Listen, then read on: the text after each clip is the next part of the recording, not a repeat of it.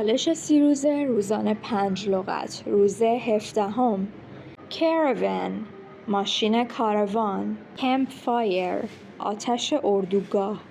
پیچ تنت، برپا کردن چادر. سلیپینگ بگ، کیسه خواب. فولدینگ چیر، فولدینگ تیبل. صندلی تاشو، میز تاشو. Many adventurous retirees choose to travel across the country in a caravan. بسیاری از بازنشستگان ماجراجو ترجیح میدن، انتخاب میکنن که همراه با یک کاروان یا خانه متحرک به سفر سراسر کشور بپردازن. We sat around the campfire. ما اطراف آتش اردوگاه نشستیم. It started to rain right after we managed to pitch the tent. دقیقاً بعد از اینکه تونستیم چادر بزنیم، باران شروع به باریدن کرد.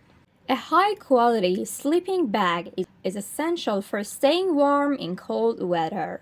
یک کیسه خواب با کیفیت برای گرم موندن در هوای سرد ضروریه. We set up the folding chairs and tables by the lake. ما صندلی و میزای تاشو رو کنار دریاچه چیدیم. برای چالش‌های روزهای قبل به پلیلیست چالش 30 روزه سر بزنید.